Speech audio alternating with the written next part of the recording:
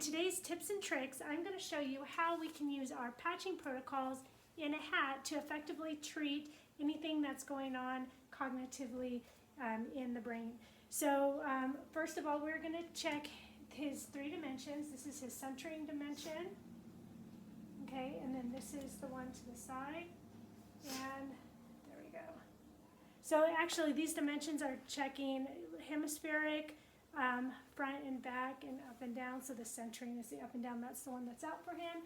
We're going to put the anti-inflammatory patch inside the hat, and we're going to use, I like to be on the GB20 point, but there's other points that we can use, and putting it inside the hat eliminates us having to put it on the hair.